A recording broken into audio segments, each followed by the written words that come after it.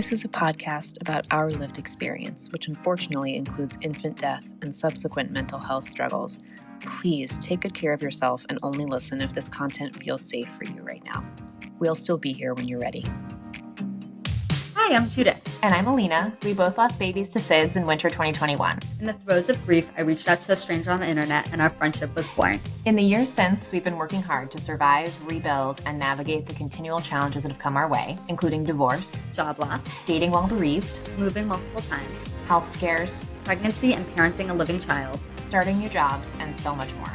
We are tired. Happily ever after is out of the question for us, but this podcast documents our journeys to happier ever after because we believe life after loss is worth living. So join us as we laugh, cry until we laugh. Welcome to As Long As I'm Living podcast. We're so glad you're here.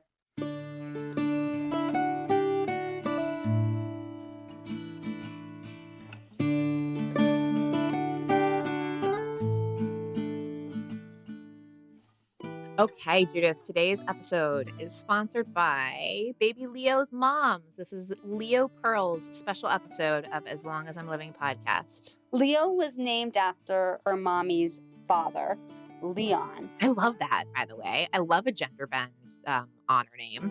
I do too. And Leo means lion, right? Mm-hmm. Yeah. So every time her mama hears a parent calling out Leo or spots a lion, her family always thinks about her. You know, I love that you guys think about that in a really positive way, because I'll admit when I hear a parent yell Quinn at the park or like out and about, it actually is really painful for me. But I think I should try to reframe that, because I think it's really lovely that you get an opportunity to kind of hear the name out and about. I love that you guys have such a nice connection to that. There's another thing on here which I didn't know about, which is that sometimes they'll see on the menu an omelet that's lox, eggs, and onions. Yeah, a Leo omelet. I think it's so cute. And it'll be a Leo. Do you know about Leo omelets? I didn't know about Leo omelets. But I think that's so cute. And her moms cannot resist ordering a Leo omelet when they see them on the menu, which I think is adorable. Leo was stillborn at 33 weeks and 6 days due to intrauterine growth restriction and small placenta. Leo weighed just 2 pounds and 9 ounces and was lovingly buried at B'nai Jeshurun Cemetery in Hillside, New Jersey. I have not been to that cemetery, so I'd be curious to know what people think, what your mom's thinking. Comment your favorite cemetery. Please tell me your favorite cemetery. I've been to a lot of the Jewish ones, so I see this as a Jewish one, and I'm curious to know your review. My mom lives in New Jersey, and they live kind of close to Hillside, right? I lived kind of close to Hillside. I'm not sure because my son is buried in a hillside too, but it's different. Yeah.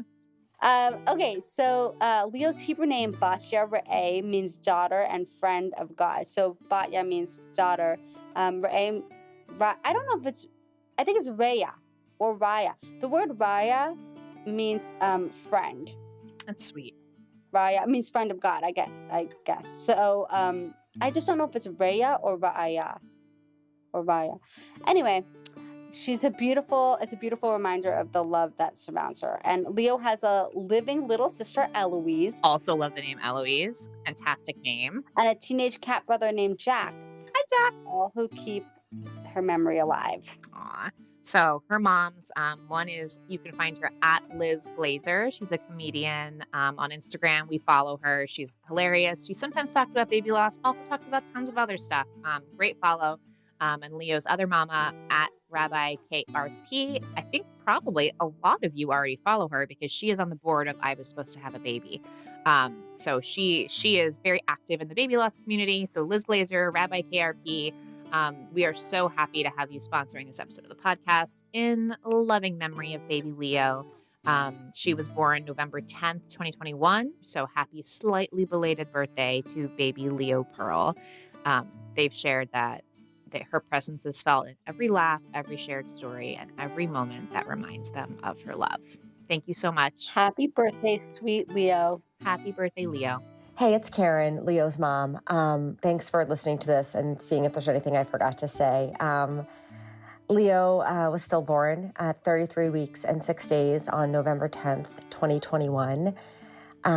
She was our first baby, our first daughter, and she was named for her papa, Leon, who died in 2020 during the pandemic. And we actually decided that no matter what kind of baby we had, we would name that baby Leo because as a derivative of Leon and for her papa.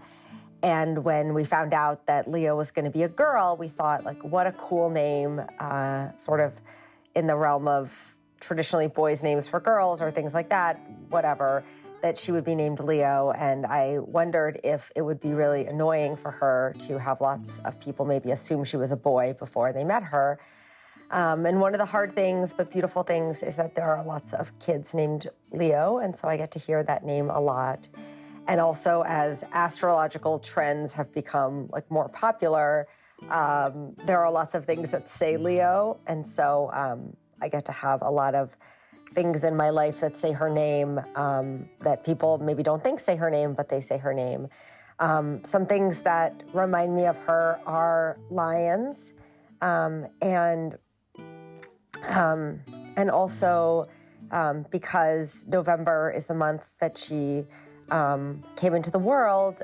November is a really hard month, but also a month that I feel her a lot. I also think when I see the Leo full moon, which is always in February, I think about her a lot, and I think about all the things she would have been and all of the ways that we remember her, including her little sister Eloise, and her kitty brother Jack, and her moms who love her very much and miss her, as well as her whole family and her whole community. Her Hebrew name, we're Jewish, and her Hebrew name is Bat Yareya, which means daughter of God and friend. And that felt really special to be able to give her a Hebrew name, even though her headstone would be the only time we got to use it. But thank you so much for the opportunity to talk about her a little bit and to share anything else you want on the podcast. And I really, I don't know either of you, but you do feel like friends, and I'm rooting for both of you in all the ways. Okay, bye.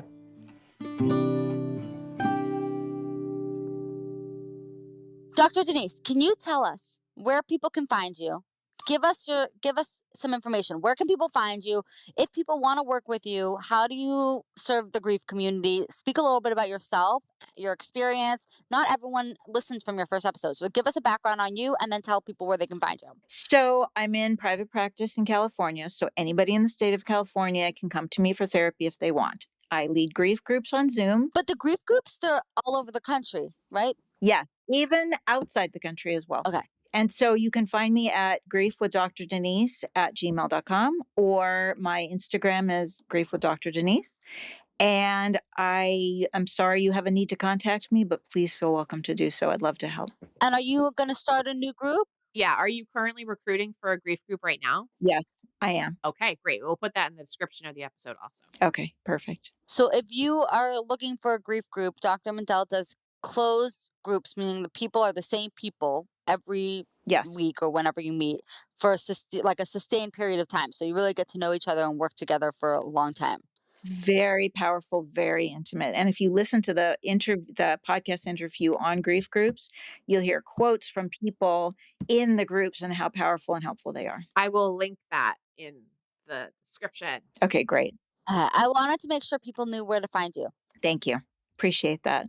Okay, well, we're really excited because today we have our one and only resident therapist, Dr. Denise, on the podcast. Woo! Hi, ladies. For, what is this, your fourth time? My fourth time. Fourth time. Yes. And we're going to talk about a topic that I can't believe we haven't spoken about yet, right? Alina, it's like surprising. We've definitely talked about it as a concept in many episodes. We have not done an episode about it. That's true. I think it's because it's irrelevant to me. Well, I don't think that's why. Well, I say that knowing that we've talked plenty about parenting and pregnancy after loss, and that was irrelevant to me for a long time. So I don't know. But it wasn't as relevant to me. I think that's why. I don't know why we haven't spoken about it. Well, I think what made me think about it is someone I know who listens to the podcast, who will definitely text me as soon as I say this, sent me a text that said, my marriage is shit, and I don't know if it's because my baby died or just because. Or both. But that was like the thought. Like, I just don't know what happened. And I'm sure, by the way, that her marriage is going to be totally fine. And like, she was just like listing off a list of things going on. And I realized that we haven't really spoken about marriage, but I wanted to get an expert in here to talk about why it's so complicated after loss. It's a hugely important topic. Before we even get started in the conversation, I want to say that I think that this will be applicable to any type of long-term partnership that we're talking about. There's definitely some questions that are a little bit heteronormative, because I do think from what I've witnessed and from what I've heard, I think there's some differences in the way that men and women grieve, or the way that people who are raised as men or raised as women grieve. So definitely that is the case. However, if you are with a partner and grieving your baby, I think no matter what the shape of your relationship is, I think a lot of this will feel familiar to you, regardless of whether you're in a heterosexual marriage. So I do just want to say that. And we also love and respect all partnerships of all flavors here on As Long as I'm Living podcast. Right, because it can be a long-term relationship that isn't a marriage. Yeah. Right. And not a marriage. It could be two women. It could be two men. Although, you know what, Judith, is just occurring to me? There are no gay men in the dead baby space. Oh, yeah. What is that about? Maybe that's how you keep your children alive. We're doing it wrong. My husband just yelled from the other room. Maybe they're just listening to this. They're on the sad dads and not As Long as I'm Living. But no, like, I don't even think in the Instagram community. Shout out if you are two gay dads who lost your baby. I want to hear from you, because I don't think I've ever seen your story represented. We want to hear from you. We want to hear your story. We'll ask on our Instagram, but I also want to tell you that today that my husband and I were talking about this upcoming episode, and I was thinking about a polycule, or like a polygamous relationship. Yes. And I literally said to him, I was like, what happens if you're in a polygamous relationship and your baby dies? Like, what is the dynamic between the other marriages? Right. Like, are they all suffering? Right. Are just you suffering? Do you feel more lonely or less lonely because you have other people who are in it? Like, I don't know. I don't know if you could speak to that, but that's not where I want to go with this. But I'm just bringing that up. As much as we love all folks of all shapes and sizes, we're going to talk about just partnerships between two people today. Unless Dr. Denise, do you have any experience with polycules or polygamous relationships and loss? I'm just Polyamorous. or polyandry. No. Oh, okay. I'm just going to say I can't think of any. There we go. Yet. Okay. Yet. Anyway. Not yet. Wow, quite an intro to this episode we've already done here. Okay, Dr. Denise, please, why don't you introduce the subject how you think is better than when we did? Well, marriage across adult lifespan has lots of challenging pockets, and you factor in losing your child. It's such an enormous challenge to a human, which makes it an enormous challenge for a relationship. And most relationships go through tremendous growing pains in terms of coping with loss. And so I think it's a hugely important topic. Now, I do want to say from the outset that many people are scared by being told that their marriage may not survive, that the divorce rate is very, very high for lost parents. And in fact, the research doesn't support that. Really? Really? Because I've definitely heard that. I've told that. The day Aiden died, I was told that. The first thing the rabbi said to me was that. You know, I was told that too. And meanwhile, I was also dealing with my partner coming out as a woman and us trying to figure out what that meant for our marriage. And we were also told to cling to each other in our marriage in a way that was like a little bit confusing for both of us. Well, that's very particular circumstance you were in. We were like, okay. Yeah, I'm going to probably try to keep my mouth shut through a lot of this episode because, like I said, this is not super relevant to me, but I do find it interesting. Sorry. Okay, Dr. Denise, so you're saying it's not supported in the evidence? No, it's not supported. There was one big study that was done that said 16% of marriages end after the loss of a child. And if the national average is 50, then it's lower. Judith, you look shocked. That is shocking. Right. So the idea that people are being warned right after the loss of their child that another devastation is coming is utterly heartbreaking. It's cruel, really. They all said that to me, though. People are misinformed. Wow. And so what can happen is that a marriage can strengthen, because if you are weathering the toughest storm you are ever going to face and you stick together, like nothing's going to break you after that. Mm. So That's interesting. So the way this is what this is the when typically when there's a loss, let's say a loss of a parent or a loss of a sibling, it's like one party of the marriage is the one who's like the primary griever. Mhm. What's unique about the loss of a child is that both parents. Yes. So I think just to start off this conversation, like the child dies. Mhm.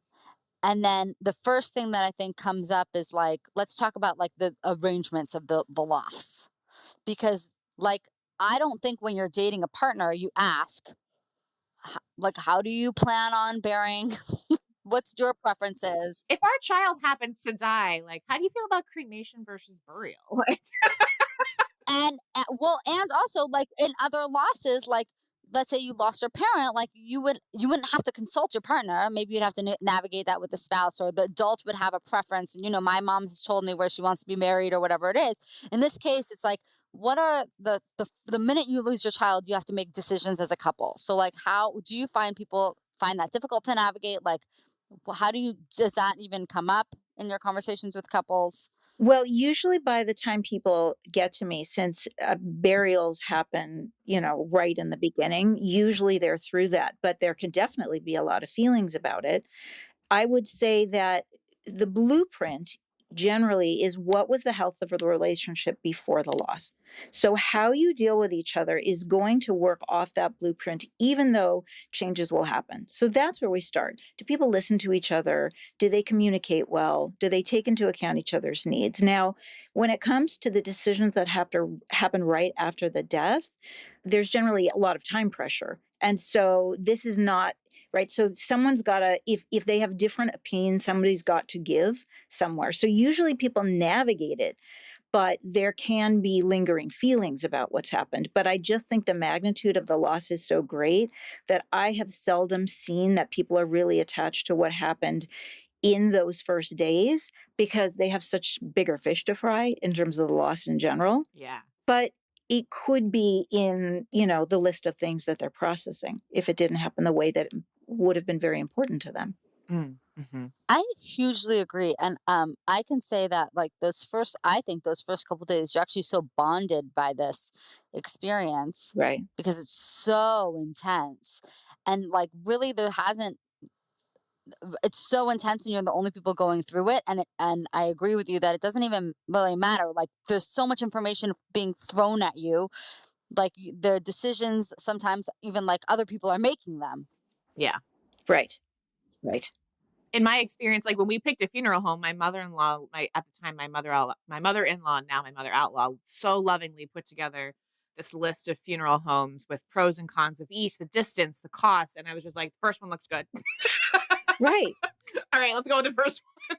I just like did not care. That makes perfect sense. But I can also imagine though, if you are, let's say you're from different faiths, I can imagine like some faiths believe in cremation, some do not. Some you Yes. would want your Yes. baby buried in a Christian cemetery, some maybe a Muslim cemetery, whatever it is. And I can imagine like here's like a moment where something matters and like all of these kind of backgrounds come to play.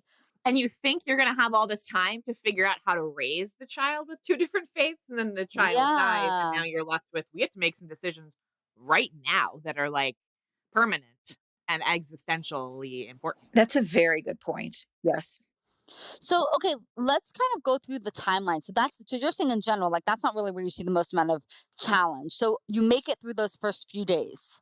Yes. And then what happens? What are some of the biggest issues that you see with couples? Why do couples have such a difficult time after loss? How do couples go through it? Like, what are the big feelings that you see? How do people work through feelings of resentment? I'm asking 25 questions. You take it however you want to. How do people deal with feelings of resentment, of guilt, of shame, of blame? So I'm going to go back to starting with the frame of how did the couple interact before? Because if they had good communication style, they are going to some degree, continue in that. Do they listen to each other? Do they cope together? Do they cope separately? So what happens in loss is that usually partners grieve differently. And along gender lines, most often, it's not always the case, but most often women want to process feelings. They want to talk about how they feel. And men are, generally speaking, less focused on talking, and they want to fix, when of course there's nothing to fix here. And so that can be very, very difficult. Sometimes men are focused on, they are supposed to quote, like, be the head of the household. I mean, you hear this more than even today than you would think, and try to take care of their wife. And then they're not even in tune with their feelings. Right. Be strong for their wife. I see that a lot.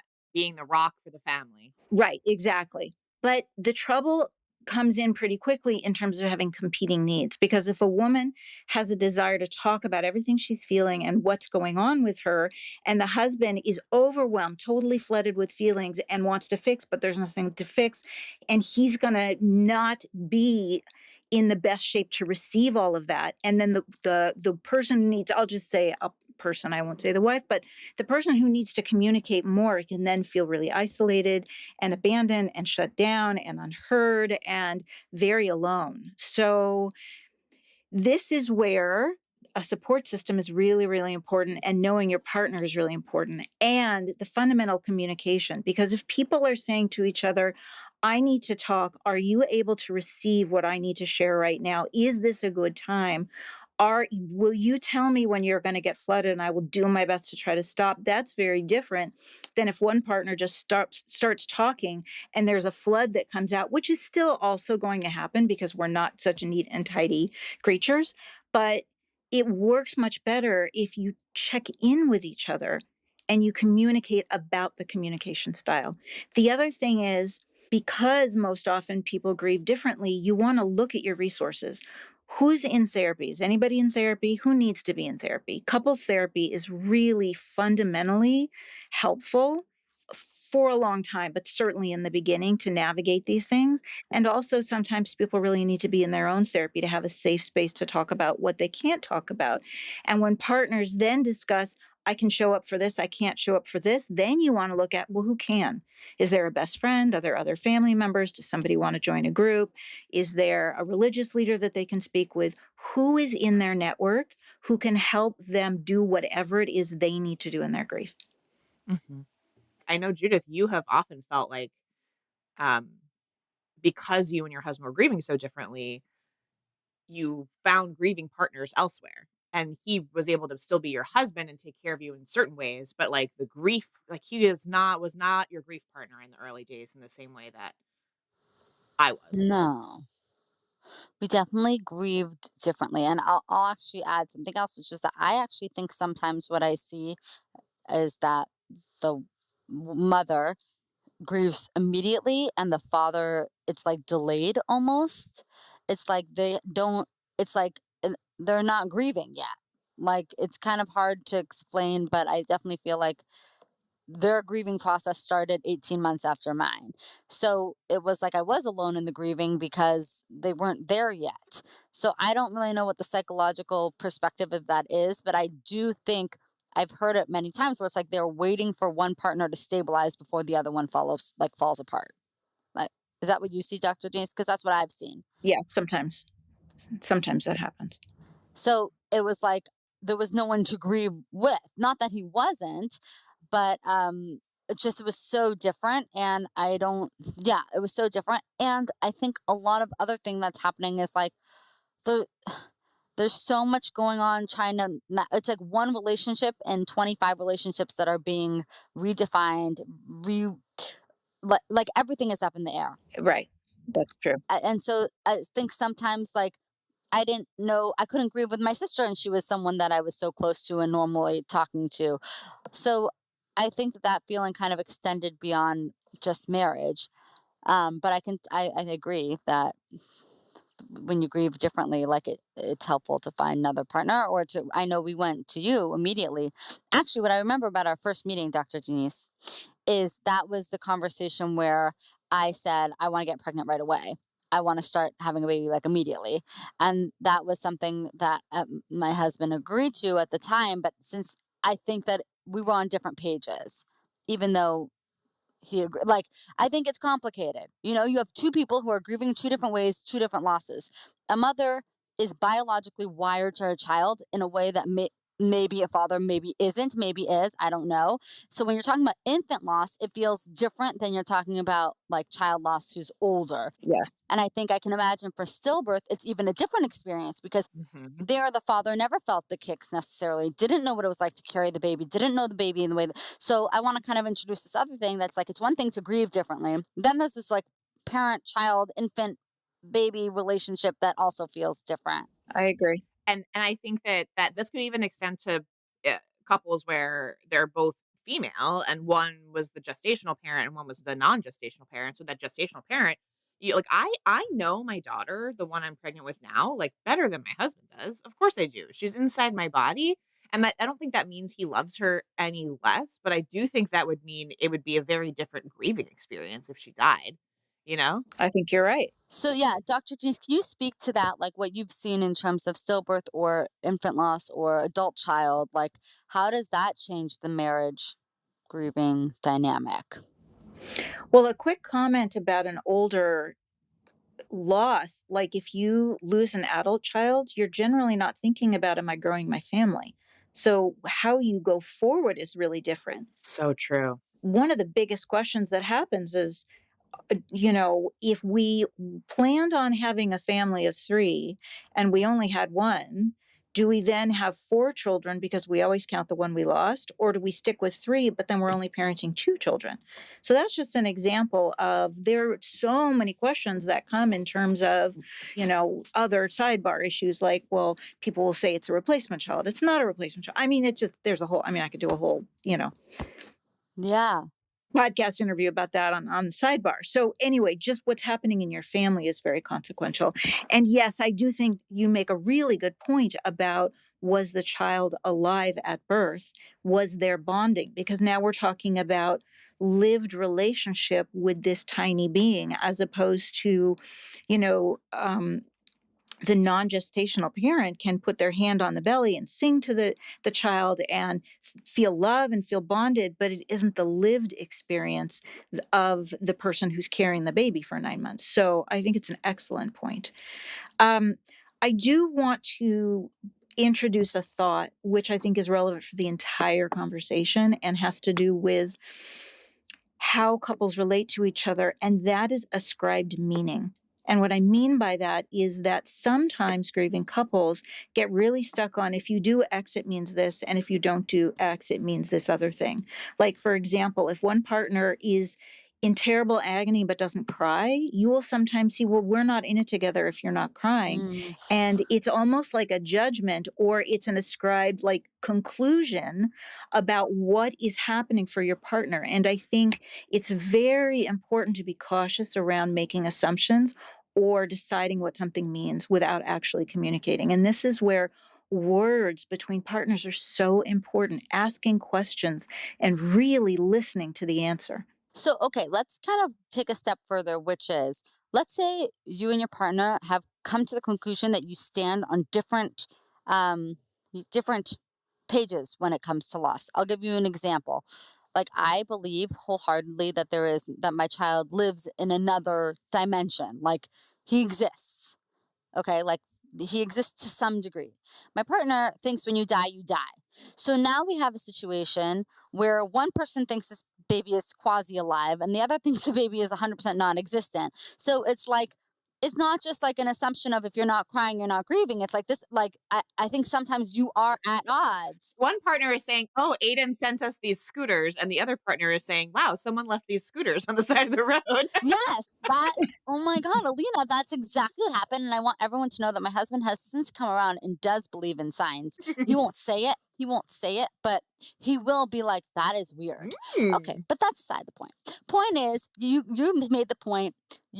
Sometimes you make assumptions. Your partner, if they don't do X, that means Y. What happens when you actually are on completely different pages and have different philosophies about what happens after loss? Okay, so I'm glad you brought that up because that is an important thing that often becomes on the table. And what I'm going to say is this also goes back to what the nature of the relationship is like. If you treat each other with grace, with love, with empathy, with compassion, there's much more space for you to have different views and different opinions about a whole host of things.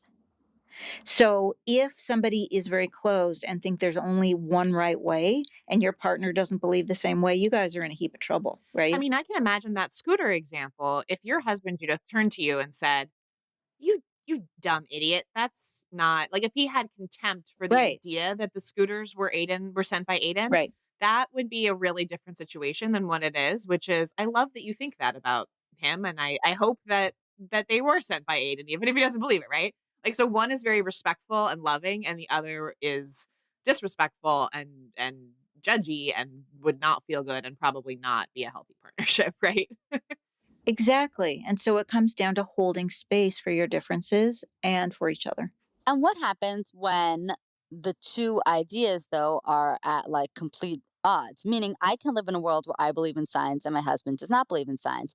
But what if it's like if something comes up where it's like, I want to grieve my child in a certain way and I want your participation. I want you to be in it with me, whether it's holding a birthday party or doing an annual memorial celebration. Like, I'm asking you to join into my philosophy for a little bit. How can couples kind of like make space where one to join each other in a world that they don't believe is true? These things can definitely get very tricky. And you gave a really good example because one partner will say, you go have that celebration. I send you off with love, but I just don't feel like I can be there versus and I don't mean to abandon you, but I'm too uncomfortable and I'm just going to be with you by supporting you quietly, but I can't do it in public versus another person who says, I will show up and I won't let anybody else know that I disagree, but you just know that this is not in alignment for me. Like there's just a whole range of ways that people can be with each other. But Judith, I mean, I think you bringing this up is really important because there are places where even with good intention, people clash mightily and get really stuck with each other. It's just not fair because, I mean, I could say it's not fair for a lot of reasons, but when I think about my friends who are, and pretty much all my friends are married at this point, like everyone has problems, but it feels like this whole book of challenges to navigate that just some people don't have. True. Like the fact that you could sit there and spend entire days debating whether or not a scooter was brought by your child or not, whether to have a birthday party for your child or not, whether or not, like we could talk about religious things because I suspect it does come up, whether or not the person's going to come with you to Yisker or you're going to go alone.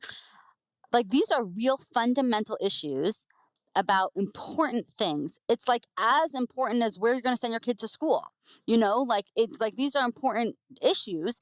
And it just feels like some people just don't, they don't think about this at all. And like when you lose a child, you get this like extra shit to deal with. It feels like a whole book of extra shit on top of losing a child. I think you're absolutely right. That's very real. Now, we could throw in that there are other books that other people have to contend with that maybe we don't. There are other kinds of books, like whether it's poverty or whether it's, isolation or broader family issues. Yeah, there are other books, but this is off the charts in terms of life circumstances that most people will never have to deal with. Great.